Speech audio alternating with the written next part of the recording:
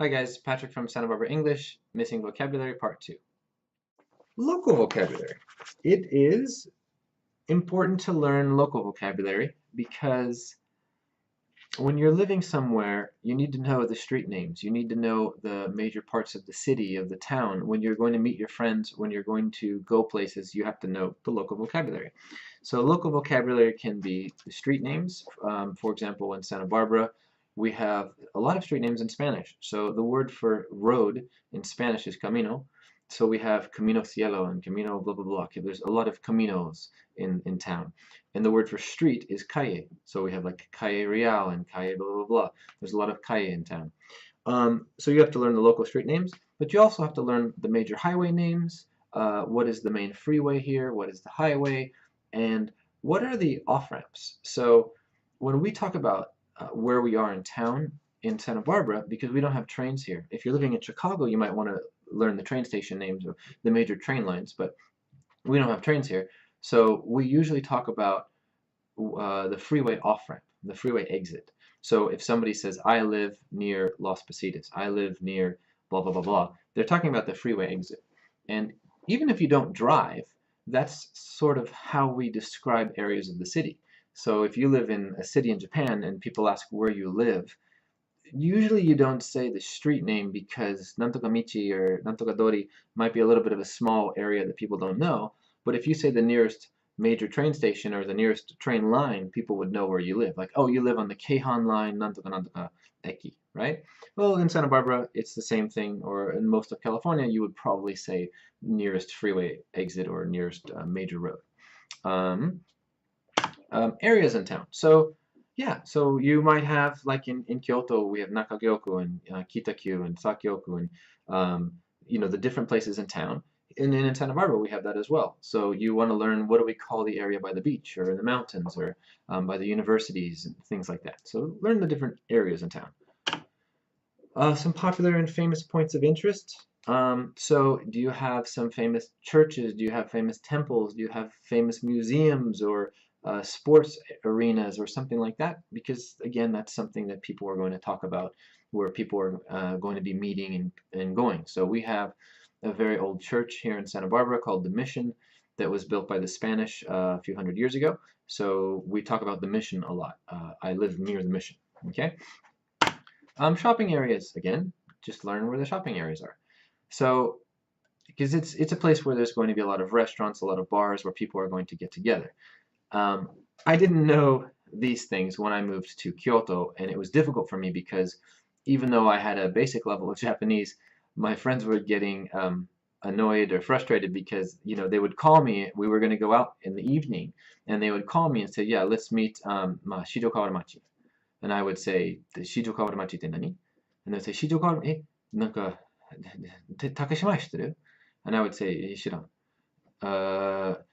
And they would just start listing like the major roads. Hankyu 知ってる? Like, Hankyu 知らない. I didn't know Hankyu, Takashimaya, Shijo Kawaramachi. That's not in any of my Japanese textbooks. I have no flashcards for Shijo Kawaramachi. How would I know what that was? So I would just go outside and get in a taxi and say, please take me to Shijo Kawaramachi or Takashimaya Namae or something like that. And the taxi driver would take me there, and I learned it little by little. And then as I was studying Japanese and living in Kyoto, I spent time to learn the street names, the areas in town, the cities nearby, just so that I could talk to people easier and it was easier to meet my friends. So a lot of people don't do that when they travel, or if they're still living in Japan, they don't do that for the places in town in English. What do we call a shotengai in English? What do we call, that area by the river? So local vocabulary is important. When you look at local vocabulary, there's going to be some cultural vocabulary. And when I say cultural vocabulary, I mean there are words that are going to be daily life words here that you might not use or you might not have where you live somewhere else. So, for example, I didn't know the word otera. I didn't know temple in Japanese because when I studied here, I've never seen otera. I've never seen a jinja here. And when my friends would say, "Let's go out today. I want to show you Kiyomizudera," and I would say, "What is Kiyomizudera?" It's otera. What is otera? なんで日本語喋るけどお寺がわからないの? I've never seen an otera. I've never practiced this vocabulary. And it's the same with when people learn English and they come to America. There's vocabulary that you see all over town every single day that you never learned in Japan because you just wouldn't think about it. Okay, like a genkan.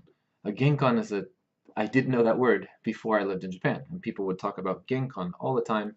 And I don't have a genkan. I have a door, and that's it. There's no genkan. So the word church, we have churches everywhere. There's some nice historical ones. There are as many churches as restaurants in some cities in America, so you have to learn the word church. Lawn. I never had a lawn in Japan, but in California I do. Lawn is the grassy area in front of the house, okay? So there is the mission, which is the church near me. They have a big lawn in front, and my friends and I like to play frisbee there. So it's very common for me to text my buddy and say, hey, let's go play frisbee on the lawn in front of the mission. Okay? I don't use the word lawn. I don't even know the word lawn in Japanese. Kusa? Grass? It's a green, nice lawn. You can have a lawn in the front yard. You can have a lawn in the backyard. Okay? There's going to be places in the house, places in the city, types of buildings that you just don't have in your language that you need to remember to add to your vocabulary. Okay, oops.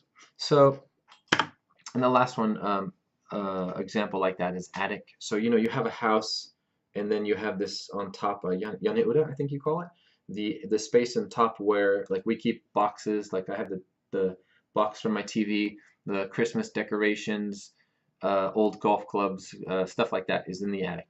So I didn't have an attic in my kyomachiya in Japan, but I have an attic in this place. Okay, so we've got phrasal verbs, we have some local vocabulary, we have some cultural vocabulary, which is like a type of local vocabulary. And the cultural vocabulary as well can depend on where you're living. So if you're living in an area that the houses are built differently in America or in England or Australia, then you might not use the word attic. Maybe you live somewhere where there's tornadoes and they have a storm shelter, or they have basements, or they have a wine cellar, or all these things that I've never seen. Okay, so you have to learn that depending on where you go. Slang. Okay, slang, you need to learn a little bit. I don't spend too much time teaching slang because it is always changing. So I usually just give some students some basic slang depending on the time, and also depending on their age, because it's not something that older people use as much as younger people. And it does depend. Some slang is rude, some slang is okay. So slang is a little bit tricky, but it's definitely something you need. What's up? That's a very, very, very common greeting in California. Hey, how are you? Hey, what's up? So just a common greeting. And cool, I'm sure you know cool. So you can learn slang like this, and you can learn to use it in different ways. So you probably know cool is like good, right? So if somebody says, I got a new car, ii ne, like, oh, that's cool. And you could also use it like ii ne, or like a ii desu. If somebody says, oh, Patrick, I forgot to give you back your pen. I'm like, iyo, like, oh, that's cool, that's cool. So similar to ii ne and like iyo, oh, cool, oh, that's cool. You can use slang in different ways depending on intonation, okay? The last section of missing vocabulary is not so much missing as much as you have to change it a little bit. So Japanese English. Japanese uses a lot of words from other languages, but the pronunciation gets changed quite a bit because of katakana. Or you guys will take a word or a phrase and just take part of it. I'm not sure why this happens, because we both have keiyoshi meishi, adjective noun, but for some reason Japanese will often drop the noun and take the adjective. So for example, konbini. If I said to my friend, hey, I'm going to the konbini, they would have no idea what I'm talking about. They say, what's the konbini? Like, they've never heard of a konbini. You have to say convenience store, like benri na basho, benri na mise. But if you're going to drop one, just drop the keiyoshi. Drop the adjective. I'm going to the store. Don't drop the I'm going to the benri. I'm not sure why in Japanese they have konbini and super, like a supermarket, they say super, and like a super niku. Like, I don't know why that happens, but just understand. You cannot say that in English. Nobody will understand. I'm going to the super or the kombini. Also, like a coin laundry is another one. Laundromat is what we say. I don't think anybody would understand if I said coin laundry. It's just unusual to say that. And then sometimes, as I said, with the pronunciation, like in katakana, if you have a word like takushi, there's nobody would understand. Taxi is, you cannot say takushi.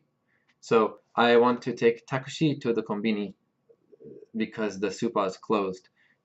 We just won't understand that. It's too Japanese.